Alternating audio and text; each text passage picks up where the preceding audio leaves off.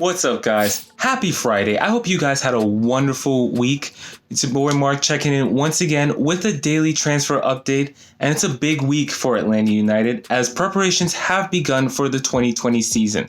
The guys returned to training earlier this week, and today we heard from a few players that have been in the news quite a bit.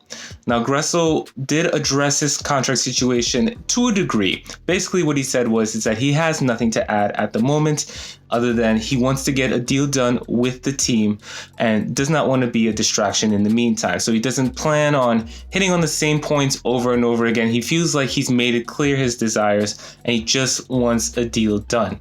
Now, he also said he does not plan on holding out, mainly because he feels like it would be unfair to the rest of the team. Of course, there are big goals this season: Champions League, Supporters Shield, and a league title, of course, at the end. And so Gressel just wants to hit the ground running, wants to get in shape as quickly as possible, and most importantly for him, get a deal done as quickly as possible. Now, I personally thought that he might hold out, but the fact that he news that he's not is probably a relief to the team and to the fans, and hopefully this can all be resolved quickly. One player that was linked with a move away from Atlanta was Martinez. It had been reported that his agent might have been working on a move to take the player to Brazil, to Club Grêmio. However, Petey basically threw cold water on that. He said that those kind of rumors, he attributed social media for that particular rumor and said in general, he does not plan on returning to South America. His goal is to play well for Atlanta United and eventually get a move to Europe. I think certainly at his age especially, he needs to have a really good season in MLS. I think he's certainly capable of it. You know, I think his form towards the end of the season that he even alluded to suggests that, yes, he can do well in this league. And, you know, it's good to see that he just wants to put his head down, get to work, and really start strongly this season. And if he starts strongly, I'm sure the team will as well. Now, another player with European aspirations, of course, is Ezequiel Barco. And there have been a number of European clubs linked with him this offseason, suggested that they're looking at the player at least.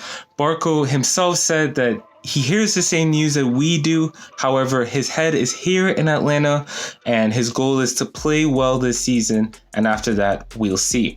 And yeah, I mean, I think that certainly makes sense. I think a player of his potential, his ceiling, if he puts down a really good season this season, it would be difficult for Atlanta United to hold on to him. And honestly, depending on what teams offer, they may not even want to. So hopefully PD and Barco play well enough that they impress some European clubs, and hopefully we'll have some more former Atlanta players in Europe to root for, like of course our boy Miggy, who can't stop scoring right now.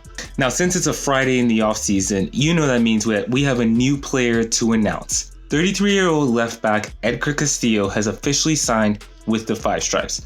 After growing up in New Mexico, Castillo made his debut for Santos Laguna in Liga MX in 2006. In 11 years in Liga MX, he's won 2 Liga MX titles and 1 Copa MX title. Now, since the beginning of the 2018 season, Castillo has been in MLS. In 2 seasons with the Rapids and the Revolution, he's racked up 48 appearances, 3 goals, and 10 assists. Now, I think that this is somebody who, if you're looking for someone to compare him to, probably a Breck Shea in terms of his depth on the roster. You know, I think that he provides cover for a position that we had a lot of trouble with last season and really the last couple seasons.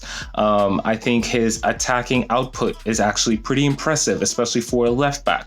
And, you know, if he can play that kind of role for us where he has 15, 20 appearances and can be a threat on the left side, I certainly think that that's a valuable signing. Of course, we'll have to see the salary numbers. I imagine he wouldn't be too expensive. But what do you guys think, though? That's what I want to know. Do you think that he can compete for the starting job? Do you think that this is just a waste of a move? Do you think that we needed to address that position before others? Definitely get in the comments. Let us know. Once again, this is your boy Marc checking in with Atlanta United Fan TV. Remember to like, share, subscribe, and I'll see you next time.